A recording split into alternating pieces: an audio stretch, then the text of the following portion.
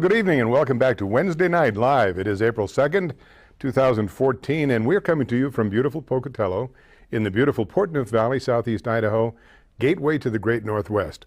I'm glad you could join us this evening, and if you're from out of state, remember that this is a small program, kind of mom and pop in southeast Idaho. Most of what we're talking about on our program has to do with Pocatello in this area, but you'll find things, I'm sure, that have national significance, things that you may find useful or interesting in your area.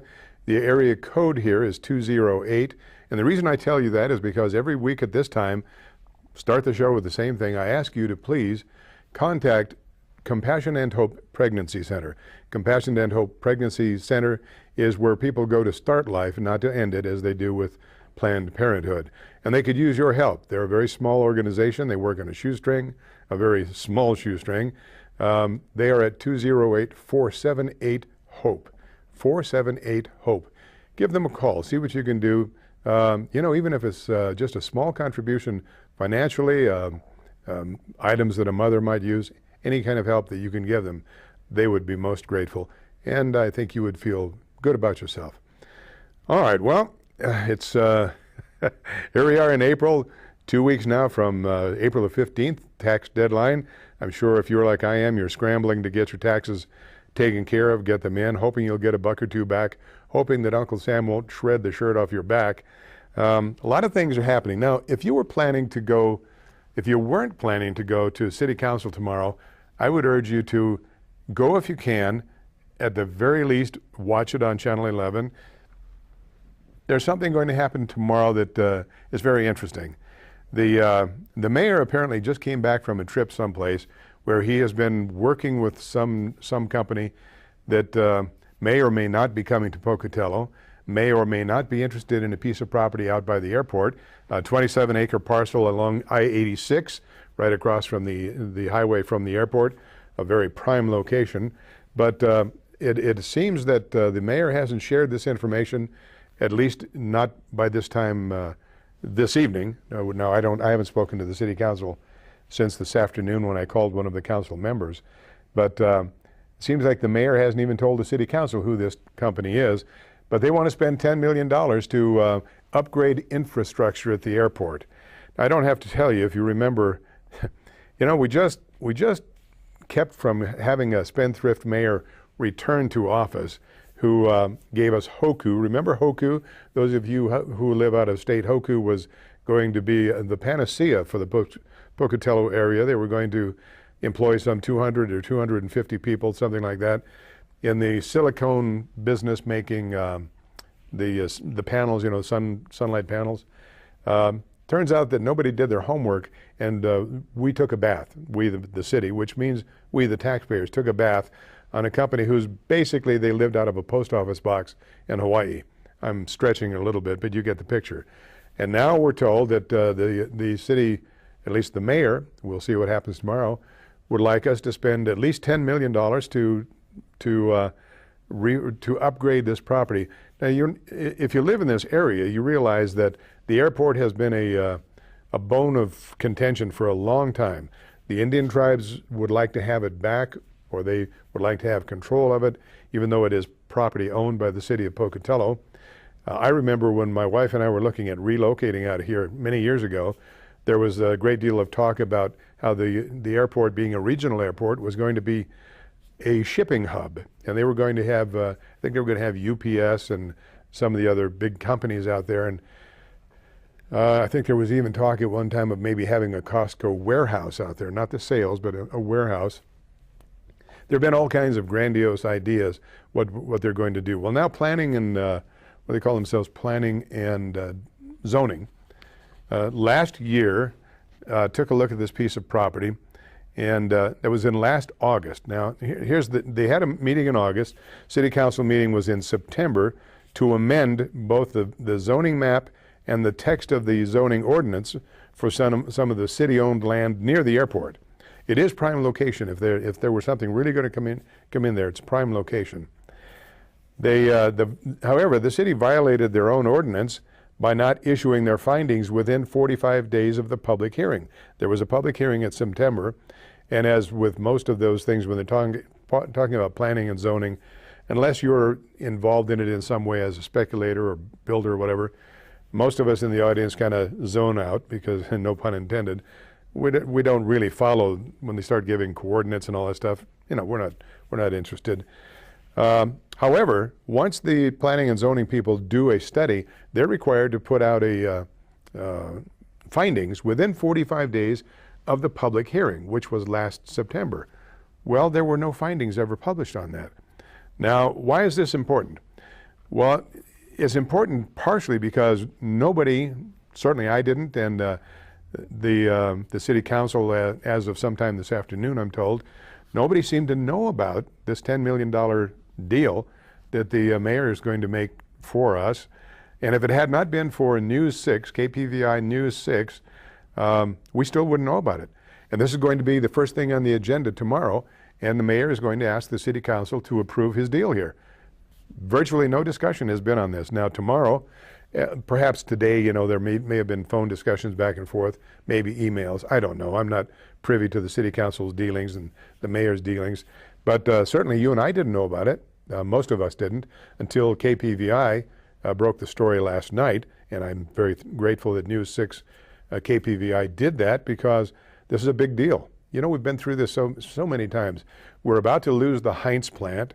The Pine Ridge Mall is in dire straits, just got bought out by another company that they may or may not be able to make a success of it. The Westwood Mall is some millions and millions of tax dollars in the red. Who knows how that's going to work out. We have business after business disappearing here, and yet we're talking about putting this $10 million investment in an area that may or may not pay off for us. I hope that somebody's going to do a Dun & Bradstreet on this thing. I hope somebody's going to do some homework so that we don't wind up with another company living out of a shoebox in the Aleutian Islands or something like that.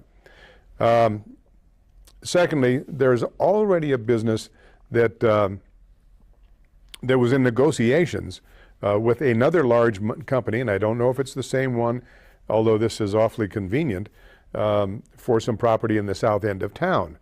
So if it's the same company, then there may be something more than meets the eye. I'm asking you who watch the program at night and you who have an interest in our city's government and certainly the spending of our tax dollars, contact the mayor, contact your city councilman tomorrow, and ask them to pull this from the agenda.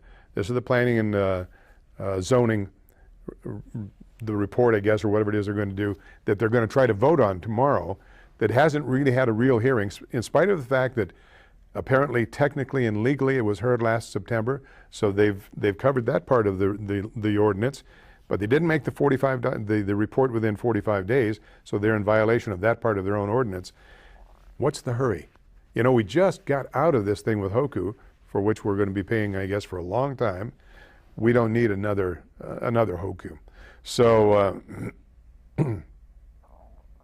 I would ask you, please, contact your city council representative and tell them that, you know what, what's the hurry? Let's have a full public hearing on this. Let's talk about what the mayor's been talking to people about that he hasn't shared with us before we spend another $10 million that we don't have.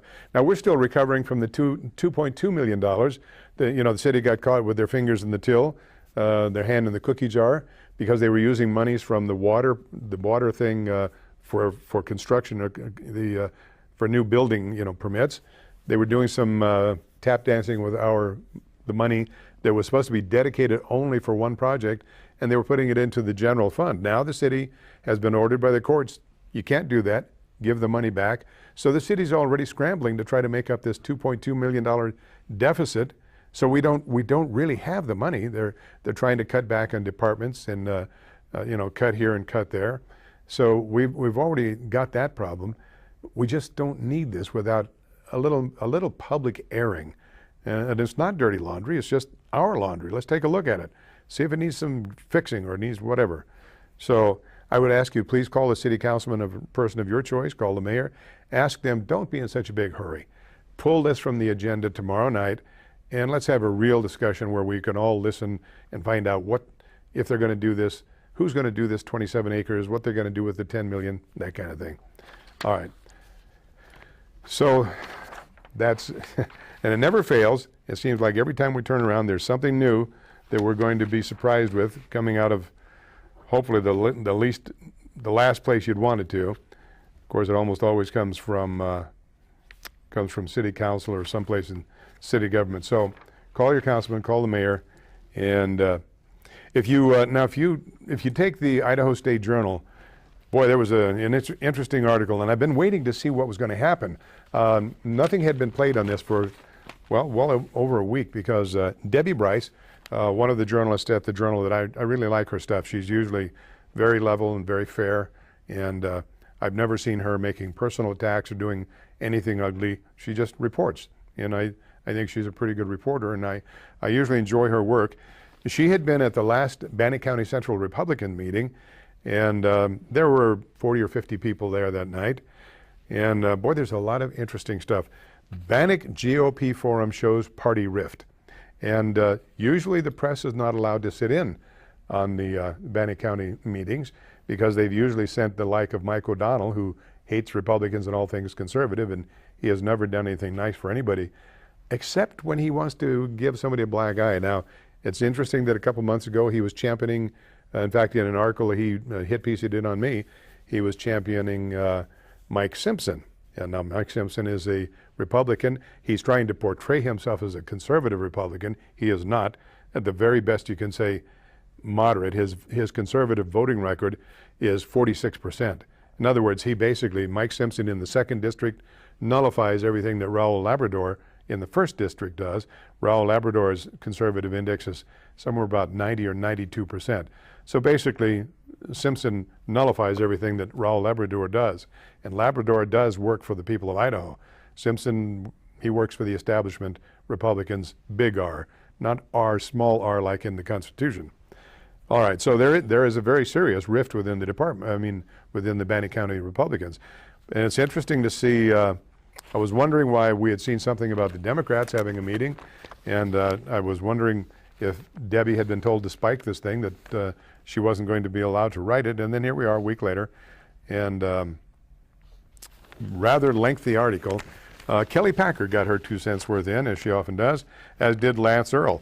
I don't know where they got this photograph of Lance Earl. I've never seen him with his hair cut that short, and or without his hunting cap on. So they, I doubt that he provided the picture. I think they probably shopped it. And of course, they've got a great picture of Kelly Packer because she's a darling of the ISJ, I guess. Kelly Packer is part of what I call the establishment Republicans. She's new to the legislature. She's not new to politics, and she's a pretty good politician, and I mean that in the pejorative sense. She knows how to work the system, and she's done a pretty good job of it. Now, to her credit, when she was county chairman or chairwoman, for the most part, she was pretty level. She was very good about keeping order, keeping things rolling, keeping things going, and for the most part, she played by the rules. A couple of times, she allowed the establishment Goonie birds to run her out front, but she played by the rules for the most part. Unfortunately, once she got elected, she kind of forgot who elected her, I guess, because she's gone her own way on such things as the insurance thing. She's been a big supporter of the exchange, and which is understandable because her background is in insurance with doctors filing the papers and all that. So she knows a lot of insurance people. And I don't mean to imply or insinuate that she's getting anything extra for that, but she's getting a lot of support from the insurance industry. And once these people get into office, if they cater to the lobbyists, they get all the money they need for their next campaign. So she's been talking out of both sides of her face on the issue about the so-called anti-discrimination ordinance and the so-called gay rights stuff also, to the point where even though she was quoted by a newspaper in Oregon as being in favor of the ordinance, then when she was asked by my wife and a couple other people, "What are you doing?" She said, "Oh, I'm not in favor, I was misquoted." Then we went back and we found out that she was not misquoted. And then when it came to a vote on the Luker bill by Senator Luker, who put forth a bill that would protect the clergy and other professionals and other segments of the society from the bullying and the high-handed, I don't know what you call it, that the LGBT people are putting forth. lo and behold, there were 3 people who voted not to let this thing go forward. There were 9, I think 9 or 11 people, I think, voted to let the bill go forward. 3 people voted to put it back in committee, 2 Democrats and Kelly, supposedly Republican, Packer. She's allowed to go her own way, you know, but that was not the way the people of Bannock County elected her to go. And basically, if a bill goes back to committee, that means it goes back in the bottom drawer and it's forgotten about, especially when you're close to the end of the session, as was this bill. As it turns out, Luker pulled it himself, Senator Luker, because he had some concerns that there might be some holes in it. This is part of the RFRA, which is a protection basically for religion and the clergy. But it's interesting and illustrative, perhaps, that Kelly Packer decided to side with the only 2 Democrats that voted against this thing. And she became the darling of the LGBT people, to the point where Nicole Favor, former senator who has been a real burr under the blanket of the legislature this year, leading demonstrations and really causing havoc, LaFavor was so impressed and so pleased with Kelly Packer's support, and that she contacted all of her people and said, be sure and send her flowers and candy. So that kind of gives you a little background on Kelly Packer. Kelly Packer is well liked by a lot of people, but a lot of people are starting to find out who she really is, and unfortunately it doesn't look like what we had expected. I didn't vote for her, so I can't take any blame on that. So let me take a look at the paper here, and let's just hit a couple of highlights. Normally, this is such a long article, I didn't want to waste my ink and my paper out of my computer to address it. There are only a couple of things in here I did want to talk about, but it was very interesting that Jordan Charette, who is the nominal, I think of him more as the dictator of the party, he's the chairman, but he's been very loose with the bylaws and the rules of the party, very loose, he and the establishment Republicans. And there's a little history here, and perhaps I can bring you up on that in a minute, but initially, for this last meeting, he invited only the candidates he liked. He did not invite Lance Earl to speak. He did not invite Robert Ballard, who is running for county clerk. He did not invite Dennis Spencer, who is running for, I think it's District 1. He's running against Hadley for county commissioner. Those 3 were not invited. These are 3 conservative constitutionalists. They were not invited. Had it not been for the fact that my wife saw that and sent each of these men a note to let them know that they weren't invited, they wouldn't have known. And so when Lance Earl called Charette and he said, hey, I want to be invited, what happened? How did I get left out of this? Charette's story was, well, you're in Powerick County. And he said, well, so what? I'm running for Legislative B. That puts me in the running here, regardless of what county I'm in. I'm in the district. I should be allowed to speak.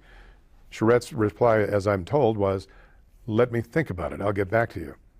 Well, while he was busy thinking about it, Lance Earl contacted the state chairman of the state Republican Party, who apparently made a phone call, told Charette, you got to play by the rules, which Charette doesn't really like to do a lot of. And Charette condescended to allow these 3 men to speak. It didn't sit well, and it was obvious at the meeting that night. So let's see here, what do we have? So, all right, then Packer went on, and this is a real piece of irony, because as I've told you before, and we're talking about it again, there's a very definite rift in the local Republican Party. There are the establishment Republicans, as I call them. I also call them the good old boys, the old guard, and another about less than flattering terms that I feel depicts them properly. And then there are what I would call the constitutionalists, the people who believe, first of all, that the Republican platform for the state of Idaho is there for Republicans to support, even though the establishment people don't necessarily support it. Depends on who they're talking to. Don't necessarily support the Republican platform. Why would you belong to a party if you didn't support their platform? I'm sure the Democrats support the Democrat platform, or they wouldn't be there. So Kelly Packer made the statement, she's quoted as saying, she said, there is no division among Republicans. Really? Well, maybe not among her establishment buddies. Then she's quoted, Tea Party groups have tried to infiltrate the Republican Party because of its size and organization, Packer said, but we've not let that happen. We've sent a message that if you're a libertarian from your own party, we are Republicans and we plan to stay Republican. That doesn't really make any sense, but that's what she said. And it's ironic coming from part of the establishment Republicans, capital R.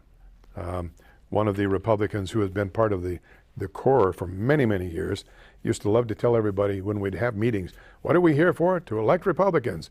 And then he put signs on his front yard for Democrats. Seems like, you know, you don't really necessarily have to affiliate with your own party if you got a friend, you know. So, but I like her word, infiltrate the Republican Party. Now, what does that mean? Does that mean that the establishment doesn't want any Tea Partiers or Ron Paulers or other conservatives, John Birchers, people who may have contrary ideas that are constitutionally oriented? Are those infiltrators? Very interesting. And then, of course, according to her, if you're an infiltrator, that you're actually a libertarian. Really? Well, now, what does that mean? Does it mean then that the rhinos, as they're often called, does that mean that they're actually Democrats? Well, if the shoe fits, perhaps it is. An awful lot of our establishment Republicans act like what we conservatives would think of as the way Democrats act. They, in fact, I believe it was, County Commissioner, not Anderson, not Hadley, Manwaring. I believe that before he ran as a Republican for the commission last time, the county commissioners, he was actually a Democrat. But he felt that he could had a better chance as a Republican and switched parties. Nothing wrong with switching parties if you do it for the right reasons. If it's honest, if you actually believe in the party's platform and you think that's the way to go, that's fine. Everybody can have a change of heart. Ronald Reagan was a lifelong Democrat until he became a Republican. He was the former president of the Screen Actors Guild, a very strong union supporter. And as he once said, the Democrat Party, I didn't leave the Democrat Party, they left me. Well, we've had that happen here in Bannock County. And actually, this is happening across the nation. There is a huge turmoil going on within the Republican Party across the nation. I can't speak for what's going on with the Democrats. I don't know. The Democrat thinking is a mystery to me to begin with, for the most part. I don't know if they have the same problems. Maybe they do. But ours are getting more air. To me, it's very interesting. When my wife and I first came here, and it's been 8 years that we've been here, we joined the Republican Party when we got here because we were Republicans. We were California escapees. We'd seen what was going on there, and we were glad to get to someplace where it was not California, not the thinking they were having there. There was a very small group of people who basically still run the party, who had been running it for years, a handful. The group was so small that basically we rarely had a quorum to conduct business.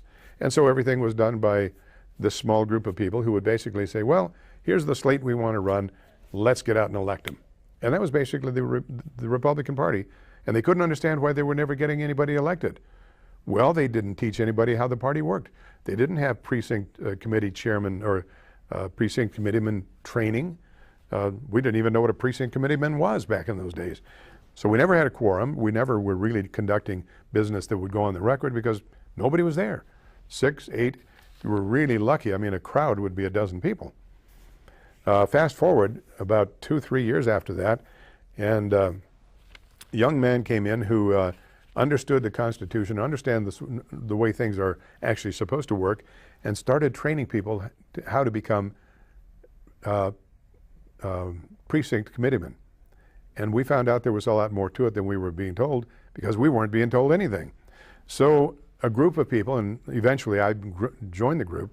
Originally, I have to say I was against it. I thought that they were the bad guys. I had been so brainwashed by the establishment that I thought, who are the good guys? Actually, I thought they were the bad guys, and I resisted them. And then I heard a couple of the things they had to say, and I thought, wait a minute. This sounds like the Republican Party that I thought we were supposed to have. So we started getting things like training to become precinct committeemen, and training how to work within the bylaws and to learn how to use the bylaws to get things done. And the party started growing in attendance from 6 or 8 people to the point where now we have regularly 40 or 50 people show up for a meeting. Well, it seems that Steve Brown, one of this inner core that I told you about, who has had a stranglehold on, he and some others have had a stranglehold on the party for many years, he felt that what did she call it? The libertarians, as she portrays, or the Tea Partiers. And what does that really mean, a Tea Partier? Does that mean you're a conservative, that you believe in God and country and family and all that stuff? Is that supposed to be a pejorative if you're a Tea Partier? Well, I digress. Anyway, Steve Brown and his gang of guys there decided that they didn't like the way the party was going. They didn't like the idea that precinct committee when actually were getting out and influencing people in a way that didn't fit their agenda. In fact, he and Evan Frazier were so concerned about what was happening that about a year and a half, 2 years ago, there was a meeting that there were about 18 or 20 of us at a meeting learning about precincts, how you walk your precinct, how do you talk to people, how do you let people in your precinct know what's happening, how do you do the party's business. They were, Steve Brown and Evan Frazier were so concerned that that the establishment may be in jeopardy. Their concern runneth over. They literally were sitting across the street from where the meeting was taking place, taking pictures of people coming and going from the meeting. And none of us had any idea. We were conducting business. We were doing the party's business, basically. And one of the fellows in the group, and as I said, there were about 18 or 20 people there, stepped outside to have a cigarette and noticed the car sitting over there, and was I guess he was flagged down by somebody who was either a patron or employee at the Family Sushi, who wondered why these guys were sitting there taking pictures across the street of all these people coming and going. In other words, the group I was there with.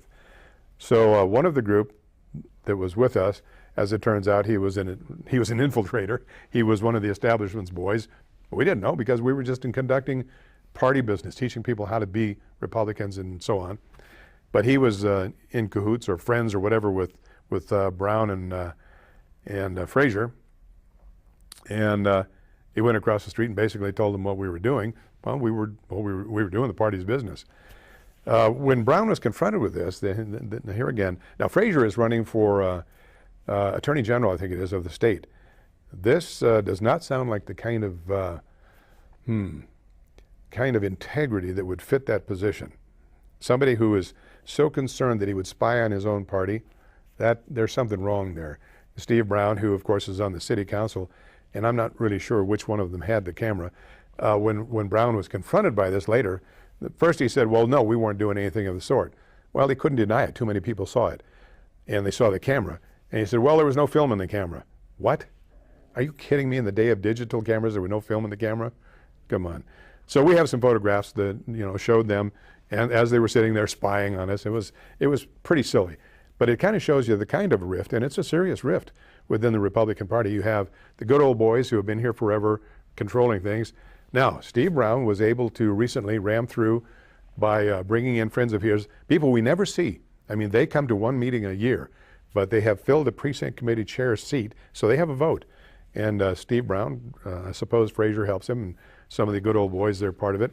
They get the guys, whenever there's a big vote on something they want to get through or anything they want to squash, they get on their phone tree and they'll get 6 or 8 people show up that we've never seen before. And they may or may not actually be committeemen. We're going to assume that that part is legal. So he was recently able to change the number necessary for a quorum within the party to where now it takes 51% of the elected precinct committeemen to have a quorum. That amounts to about 30 bodies. Well, as you heard me say a couple minutes ago, it used to be the quorum was only 10, and we couldn't get 10 bodies for a quorum. Needless to say, at the meeting that Debbie Bryce attended, there were only 21 bodies that could vote. Precinct committeemen are the people who vote. So there was no quorum, so we couldn't conduct business. And what we did basically was we listened to the candidates. And all of the candidates who wanted to got a chance to speak. But so Debbie is she's only reporting what she's being told. What the people come to her. I'm not faulting Debbie's article. I'm not saying that she chose Kelly Parker to highlight her, although she did get a lot of space in here. Or Lance Earl, who was he was very vociferous about his feelings on things. But it was very interesting to see how I was astonished that she was able to take those kind of notes and remember as much as she did about this, because a lot happened that night. But we did not have an official meeting because we didn't have a quorum. So what's going to apparently happen with the Republican Party is, because there is this rift of, as Kelly Packer would call those of us who are conservatives, infiltrators. There is this rift between the infiltrators and the establishment good old boys. It's going to be very, very difficult for the party to progress anymore. We've had the last 2 or 3 the Lincoln-Reagan dinners that we have, this fundraiser every year. The last 2 or 3 of them have had 200, 250 people. This was in spite of the establishment, not because of them. And the elected officials at state and federal level don't really realize who actually has been making the party become active and grow. It is because of the infiltrators, as she calls it, that we now have 3 Republican commissioners and 5 people on the city council, the county assessor, the clerk is a Democrat. Although interestingly enough, several of the establishment Republicans worked very hard to get Mr. Hatch into his job, and he's the Democrat. They also worked very hard to get Radine Barker into her job, although Radine came in under her own wind, and I have no beef with what she's done. She's taking care of the Treasury, and as far as I know, everything's fine. I'm not an expert in that area, but it's been very interesting to see how this works. And so what has happened basically is you've got a bunch of Republicans who really, they are Republicans this week, but they could be Democrats next week, As a matter of fact, it was interesting when we had the Republican caucus, what was that, 2 or 3 years ago? Time flies. It was very interesting that the Jordan Charette, who was the party chairman, was not, you have to register or affiliate with the party that you want to vote for.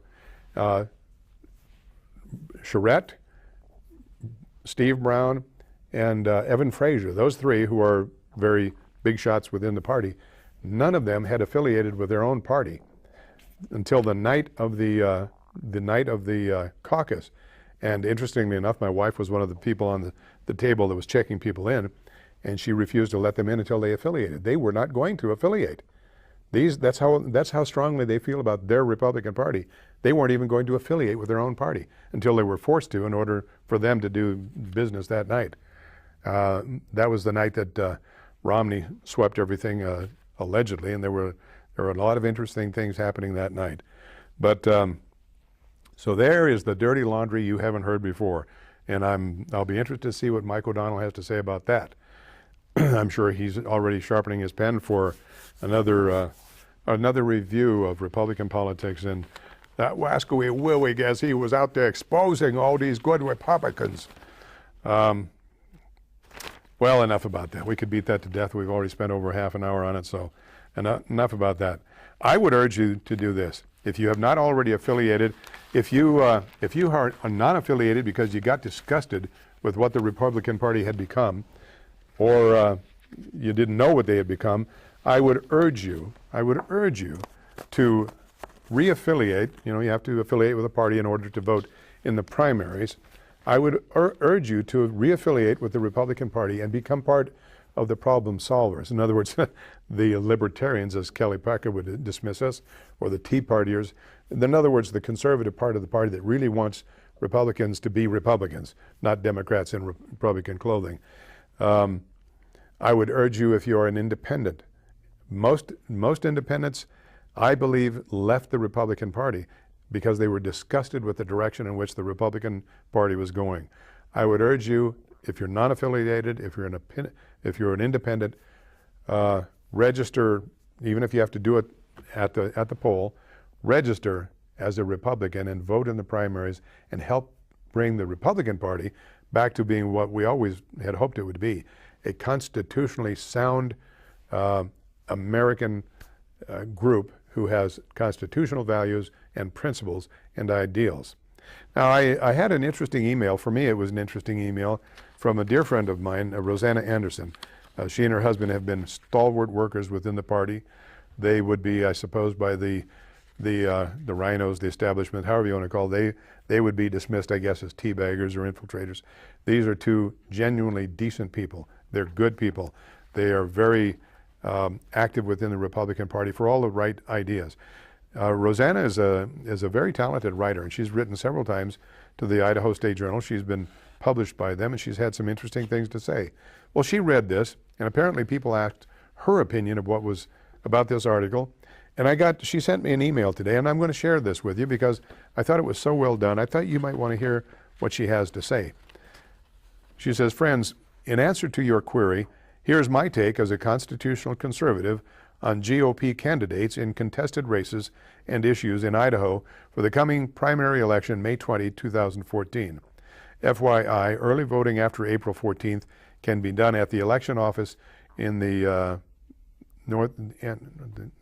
northeast basement corner, first floor on the right of the Bannock County Courthouse with the entry off 6th Avenue. Be sure to vote if you agree with me, otherwise don't worry about it. Just tongue-in-cheek. Beginning with Idaho's small congregational delegation to Washington, D.C., Rich, Crapo, and Labrador are proven conservatives, and their votes prove it. Unfortunately, Mike Simpson is on the fence and frequently falls off on the wrong side of issues, canceling out the Labrador vote. Mike's conservative record stands at 46%. Not good. He can affect where the money is or is not spent. His advice to an Idaho legislature was that if he always voted as his constituents wanted, he could not get reelected. Think about that. That statement appears to mean his vote can be bought. With his larger campaign fund, he can and does get his name everywhere.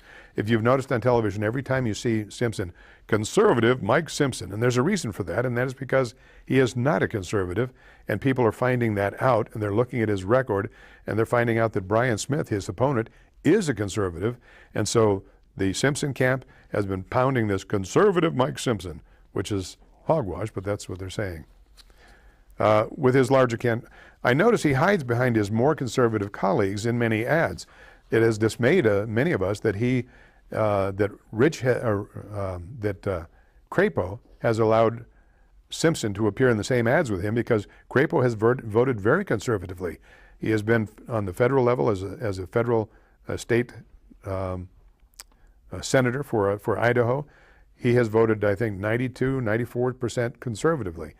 And seeing Simpson in the same picture with a true conservative is really distressing to many of us who know the difference. Conservatives statewide are supporting Brian Smith and want to retire Mike Simpson, who has been in D.C. too long and has become part of the problem. Mike's statements are full of half-truths couched to mislead. It's time to call him out of the game and send in new fighting blood for Idaho. Sorry, cousin, country first. Next, for a look at the state leadership. I've gotten to know most of the incumbents pretty well, and on a personal basis, I like them. But there are issues. Butch Otter has been a strong governor, but after the last general election where his buddy from the Salt Lake Olympics, Mitt Romney, lost, Butch appears to have taken a left turn, while the state Republican Party went right. I recall when the party voted overwhelmingly against the state insurance exchange. Otter rallied a gang of 16 freshman legislators to push it through. With that and Common Core, he effectively sold Idaho control out to the federal government. His campaign funds are back in the black, but I have concern over the sources. It appears to be common knowledge in Boise, and my observations seem to validate it, that Governor Otter expects to get reelected on name recognition, but does not plan to serve. He would turn the governorship over to Lieutenant Governor Brad Little and move on to finish his political bucket list as Secretary of Agriculture or Interior or in the cabinet. My concern is that Idaho needs real leadership standing first for Idaho and listening to the voices of his party and the people of Idaho. I have seen nothing to convince me Brad Little is that man, and clearly Butch Otter's priorities have gone federal. Candidate Russ Fulcher, Majority Caucus Chair of the Idaho State Legislature, was overwhelmingly voted Legislator of the Year 2013. Russ is a strong leader, well-informed, articulate, with vision and solutions for Idaho. He will not be bought off, nor easily intimidated, and he will put Idaho first.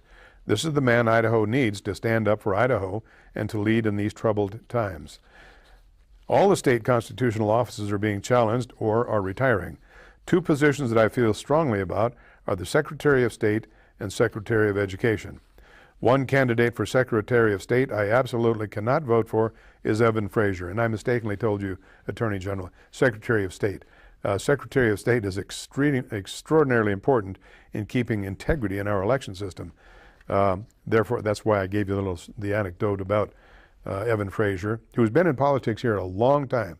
I think he first ran for public office when he was 27, and he's been around for a long time. He's made his share of friends and enemies. His friends will stick with him apparently regardless of what he does. But anyway, she says she can't vote for him. This office oversees elections. Evan Frazier has actively sought to silence and evict conservative voices from the Republican Party. His methods, including stalking and fixing local party elections, make him singularly unqualified for the job of keeping elections clean, and I gave you a little bit of that. This officer also sits on the Land Board. I believe Lawrence Denny has the background, understanding, and balance for the job of Secretary of State. And I have to tell you, as an aside from this, when Evan Fraser announced that he was running for Secretary of State, I thought he was pulling another one of his Fraser tricks like he did when he was going to run for the city council, and then after he'd managed to spoil the things a little, he pulled out. He conned me into running for city council almost 8 years ago. Brand new to the city, I knew nobody, had no money, didn't know anybody here. And he talked to me like a Dutch uncle, talked me into running. I no sooner signed my name on the paper saying I'm running for office, and he disappeared. I could never get him to answer the phone. He left me high and dry. And needless to say, I was running against Eva Nye. I didn't have a prayer. I didn't want to run. I was not interested. I unfortunately allowed him, and he is a very, very good talker. He can sell ice cream sandwiches to Eskimos in the dead of winter. And he talked me into it, and I thought I'd learned my lesson that time. It took me one more time to really find out who's who in the zoo. Anyway, Lawrence Denny has the background, understanding, and balance for the job of Secretary of State. So cross Evan Fraser off your list. With the retirement of Tom Luna and concern over Common Core, it appears the one candidate who truly understands the issues and is firm about eliminating this federal program is John Eynon. It's E-Y-N-O-N. I personally know you could put his students up against the best and the brightest anywhere, and they would shine. Of the local legislative candidates, I support Lance Earl as a man constitutionally based, well-informed, and with good common sense approach to the issues. He is not easily diverted or stampeded, while he will give due consideration on issues and call them as he sees them. And as you folks know, if you've read his articles, if you've seen him on my program, Lance Earl is, if nothing else, he is a scrupulously clean and ethical man. He challenges Kelly Parker, one of the gang of 16, hot dog, freshman legislators used to push through the exchange. It appears she puts politics before principle, and she doesn't listen to constituents if they disagree with her. I question her judgment, and a lot of her constituents in this area have disagreed with her, and she's basically said, I'm going to vote the way I feel I need to vote. 2 county commissioner seats are being challenged. Carl Anderson is a good commissioner, informed, available, and easy to talk to regarding county issues. His challenger doesn't seem to have any idea of what the job requires.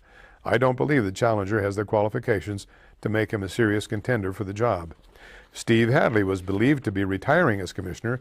Now, he said that a couple times to throw people off so that he wouldn't have any other Republicans to contend with, and is being challenged by a conservative, Dennis Spencer, who also has experience as a county commissioner in another county and feels there needs to be improvements in the Hadley responsibilities.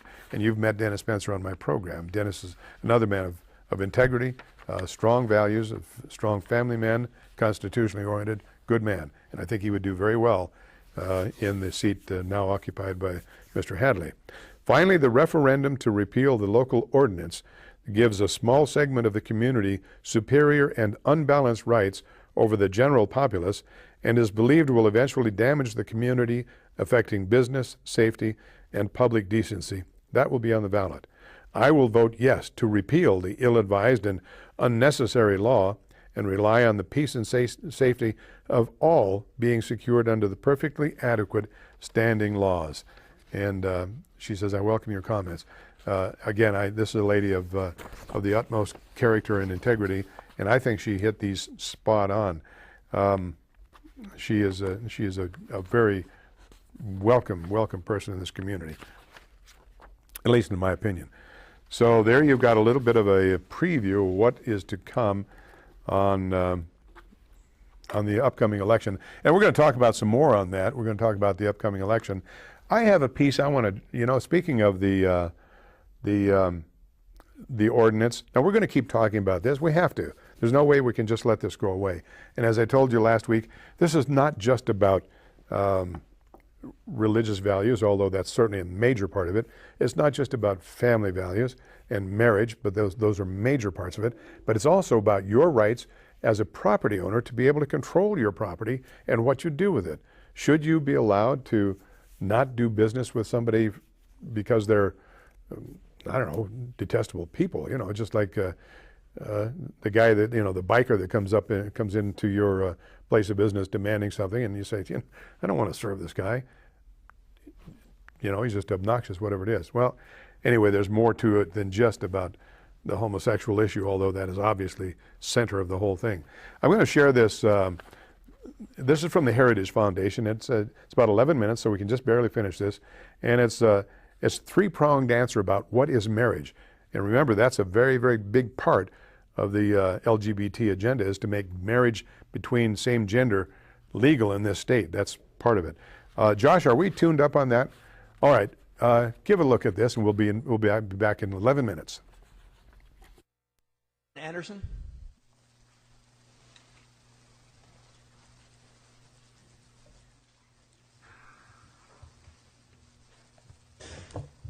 Thank you. Thank you for having me here today.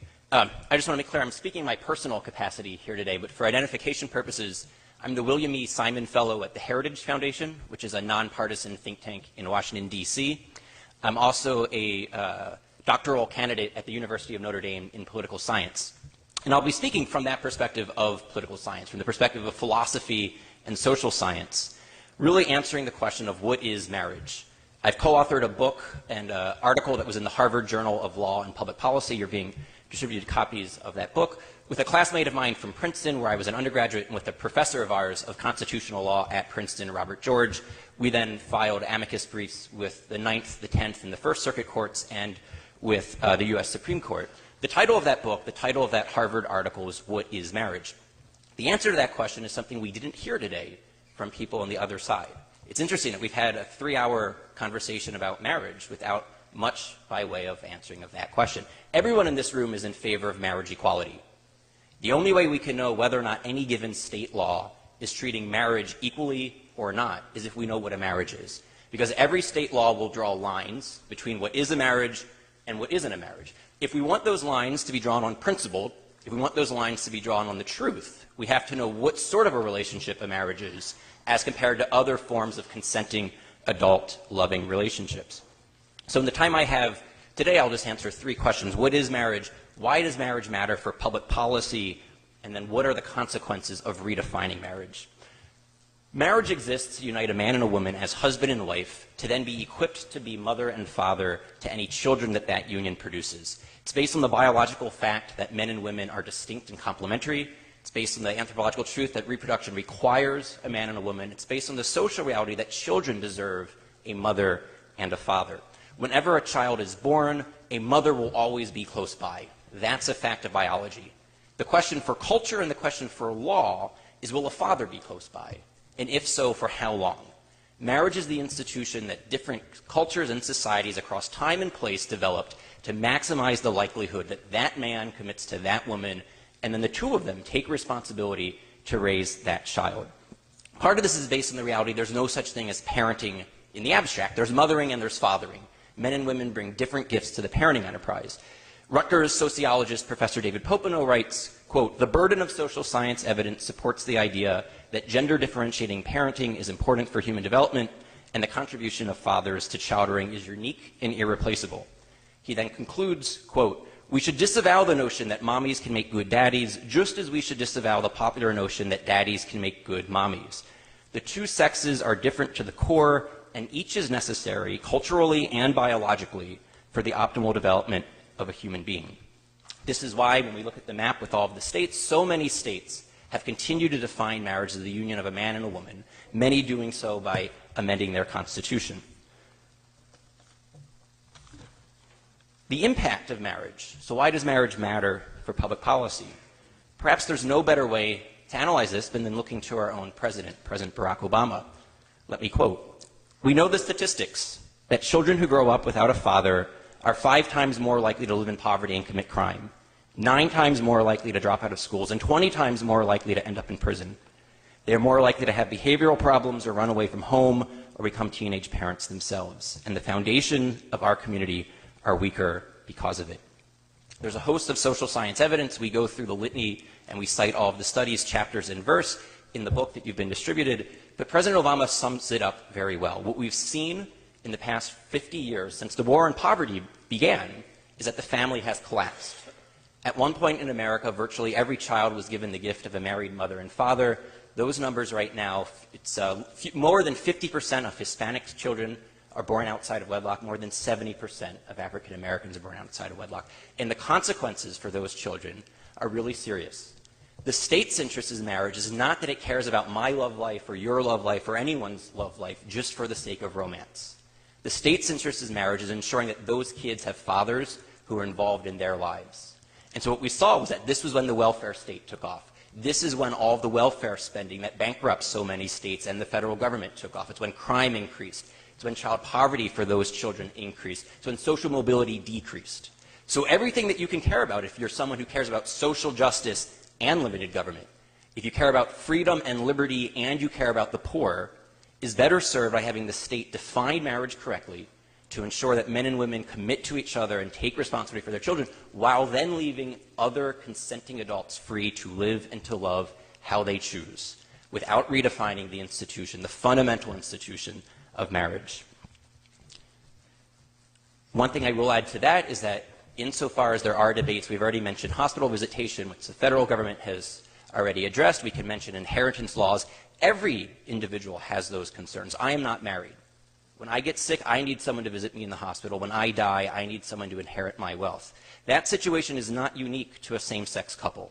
That is a situation that matters for all of us, and so we need not redefine marriage to craft policy that will serve all citizens. Lastly, I'll close with 3 things about how redefining marriage will undermine the institution of marriage. You hear this question, how does redefining marriage hurt you or your marriage? I'll just mention 3 in the remaining time that I have. First, it fundamentally reorients the institution of marriage away from the needs and the rights of children and towards the desires of adults. It no longer makes marriage primarily about ensuring the type of family life that's ideal for kids. It makes it more about adult romance. If the biggest social problem we face right now in the United States is absentee dads, how will we insist that fathers are essential when the law redefines marriage to make fathers optional? Much of the testimony we heard today was about the special interest pleading of big business, wanting to appeal to the elite college graduates from the East and the West Coast. We heard no discussion about the citizens of Indiana, the children who need fathers involved in their lives. Redefining marriage would make it much harder for the law to teach that those fathers are essential. Second, if you redefine marriage so as to say that the male-female aspect of marriage is irrational and arbitrary, what principle for policy and for law will retain the other 3 historic components of marriage? In the United States, it's always been a monogamous union, a sexually exclusive union, and a permanent union. And we've already seen new words created to challenge each and every one of those items. Throuple is a 3-person couple. New York Magazine reports that. It's in the book. Here's the question. If I were to sue and say, I demand marriage equality for my throuple, what principle would deny marriage equality to the throuple once you say that male and female is irrational and arbitrary? The way that we got to monogamy, the way that we got to the number 2, was that it's one man and one woman who can unite in the type of action that can create new life and who can provide that new life with one mom and one dad. Once you say that is irrational and arbitrary and nothing except hate and bigotry and animus, the way that the other side has consistently demonized those on my side, you will have no principled reason in law or in culture or in policy to retain the number 2. Likewise, the term wed lease has been developed. A wed lease is a play on the term wedlock. It's for a temporary marriage union. If marriage is primarily about adult romance, romance can come and it can go. Why should the law presume it to be permanent? And then lastly, the term monogamish. Wed lease was introduced in the Washington Post in 2013. Monogamish was introduced in the New York Times in 2011. And it said, no, we should retain the number 2, but they should be sexually open relationships. That it should just be 2 people getting married, but they should be free to have sex outside of marriage, provided there's no coercion or deceit. Now, whatever you think about group marriage, whatever you think about temporary marriage, whatever you think about sexually open marriage, as far as adults living and loving how they choose, think about the social consequences if that's the direction, the slippery slope in which marriage redefinition would go. For every additional sexual partner I have, and for the shorter lived those relationships are, the greater the chances that I create children with multiple women without commitment either to those mothers or to those kids. It increases the likelihood of creating fragmented families, and then big government will step in to pick up the pieces with a host of welfare programs that truly drain the economic prospects of all of our states. Finally, I'll mention liberty concerns, religious liberty in particular. We saw in Massachusetts, we saw in Washington, D.C., where I currently live, and we saw your neighbor, Illinois, after they passed either civil union laws or redefinition of marriage laws, that Christian, Catholic, and evangelical adoption agencies were forced to stop serving some of the most neediest children in America, orphans. These agencies said, we have no problem with same-sex couples adopting from other agencies, but we only want to place our children with a married mom and a dad. We have religious liberty interests. We also have social science that suggests children do best with a married mom and dad. In all three jurisdictions, they were told they could not do that. So what's at stake here, and we've also seen in different jurisdictions instances of photographers and bakers and florists and innkeepers, people acting in the commercial sphere who say, we don't want to be coerced. And that's what redefining marriage would do. Redefining marriage would say that every institution has to treat two people of the same sex as if they're married, even if those institutions don't believe that they're married. So the coercion works in the exact opposite direction of what we frequently have heard. Everyone right now is free to live and to love how they want. You can work for a business that will give you marriage benefits if the business chooses to. You can go to a liberal house of worship and have a marriage ceremony if the house of worship chooses to. What would be at stake with redefining marriage is whether or not the law would now coerce these institutions into treating a same-sex relationship as if it's a marriage, even when it violates the conscience and the rights of those individuals in those institutions. So for all of those reasons, this is why the state and all states have an interest in preserving the definition of marriage as a union permanent and exclusive of a man and a woman. Thank you. Okay, thank you. Well, that's pretty erudite, the doctoral candidate there, and he's speaking as an egghead. He's giving it just in its its most fundamental, rudimentary terms. But I don't know how you can fault any. Well, I shouldn't say that because I'm sure that the LGBT people and their supporters who are watching this are probably faulting every other word the man said. But I think to most of us, what he said makes a lot of sense, and it's a good argument for the importance. 3 reasons for the importance of marriage between a genetic male and a genetic female, who will then produce a genetic person. As if we didn't have enough to worry about, and especially the Obamanites, the Obaminists as I call them, we've really got a big problem now. The White House looks to regulate cow flatulence as part of the climate agenda. As part of its plan to reduce U.S. greenhouse gas emissions, the Obama administration is targeting the dairy industry to reduce methane emissions in their operations. This comes despite falling methane emissions levels across the economy since 1990. The White House has proposed cutting methane emissions from the dairy industry by 25% by 2020. Although U.S. agriculture only accounts for about 9% of the country's greenhouse gas emissions, according to the Environmental Protection Agency, it makes up a sizable portion of methane gas. So there goes all my wife's wonderful Mexican cooking. I can't have that anymore. Can't have Navy bean soup when I'm watching the Army-Navy game. There goes life as we've known it. Yeah, I know. It's funny to you, but it's not funny to me.